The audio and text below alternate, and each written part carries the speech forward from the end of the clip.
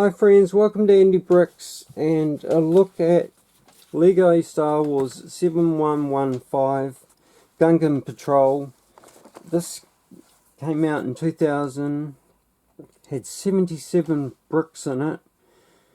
It was $10 in the US and we were running at about just under 50 cents to their dollar back then, so this could have been $20 plus for us, which puts it around 25 plus cents apart. Mind you, you get these two animals here, Farus, the only time Lego I've ever done those. And yeah, the back of the box, classic of the time, shows the boys putting the kit together. And then a couple of alternate builds there, some sort of hover vehicle and some sort of outpost. But yeah, if we get this nice little Star Wars illustration, Jar Jar on one side and the droid on the other, and everyone in between. So, what with the release of Darth Jar Jar in the Dark Falcon, I thought it was high time I reviewed this set, because I haven't. And yeah, it's time too. Now, on the box, I think we see Jar Jar with the Boomba in his hand, but they don't actually show you that anywhere in the set. And that actually is supposed to go in the back of the Boomba carrier, which is just here, and you just have to hold it up, pull down the door and drop your sphere of technology killing device in there. Let's just have a look at this one first. So both these creatures are the same cast, obviously. The Fardu, these are supposed to be feathers up the back. If you Google some images of the Fardu at war, and there's a little backpack piece that Lego printed from time to time. It's actually missing a bit of the print there. Trying to get it closer. Interesting. I wonder if they're all like that. A little bit of tan on the end. But anyhow, nice little print of a backpacky piece, and you get these reins that you don't see a lot of these days. I'm not sure what they actually were first made for, and they're standing on a little bit of the grass in the fields on Naboo where this battle takes place. Now, this one is much the same. From here, the settle, just these are no longer laying flat so they go upright, they're laying upright so these go flat, if you get that. And this is more for looks than any stability. They just you know, it's just for looks, really. Everything's held together by this one here. But you can just wheel this around very nicely.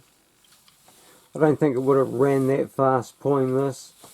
And what happens in the movie is Jar Jar tries to climb on the back of this. So they're all fleeing the battlefield, I believe. And Jar Jar tries to climb on the back of this device, and he pulls open this door that hasn't been opened yet, and still has all its Boombas in it, and he just happens to pull it down, and the Boombas all roll out like that. Now there's 6 in there, and they get a little bit caught.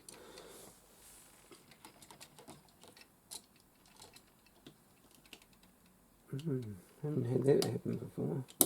They get a little bit caught as they try to come out, you get 6 of them in total in there. There is that blue slope. Let me see if I can put these down carefully. See if I can get some light in there. That blue slope piece, which is 4 bricks long, I believe, possibly. Yeah, I think it is.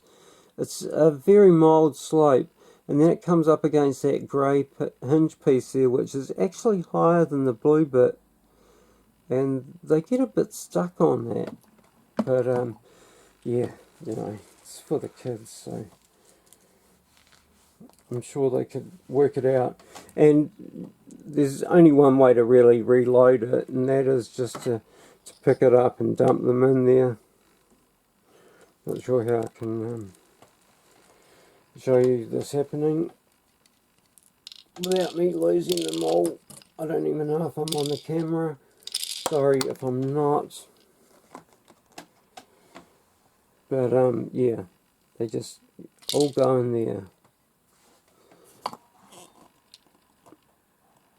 Where's it? Well, they're hard to see, eh? Hard to see in there. They're a very dark blue. Not a blue that we get a lot of today.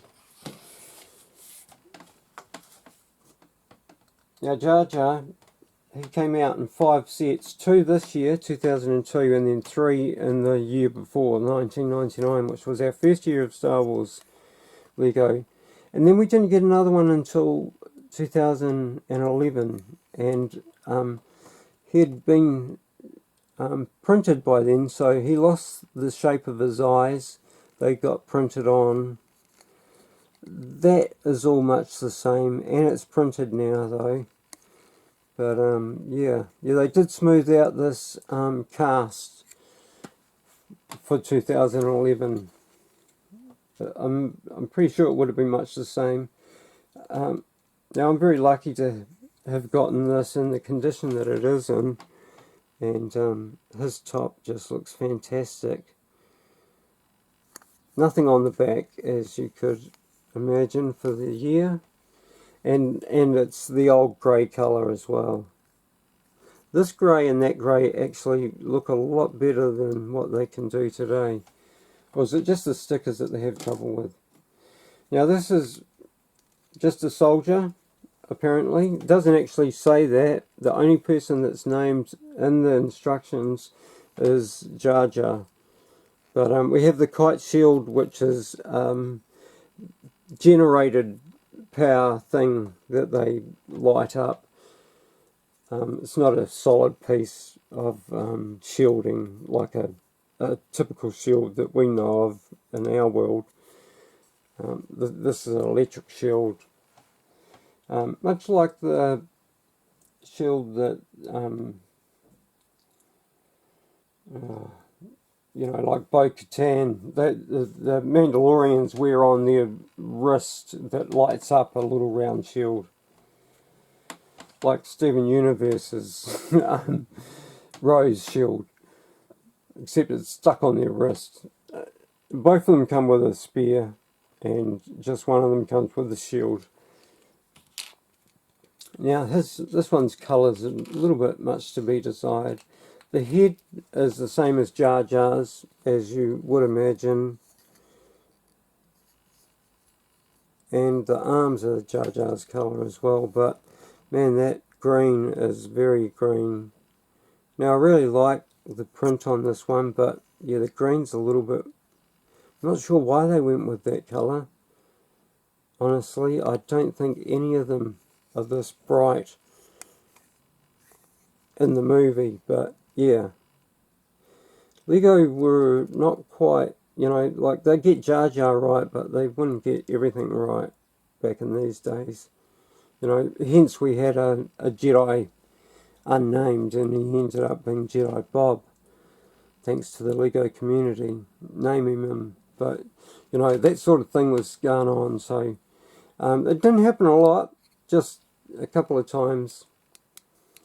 But yeah, that's about it for this set. Not a lot to see, but yeah, I thought with the release of the Dark Falcon, would be a good time to revisit Jar Jar from the past. And yeah, a lovely little set.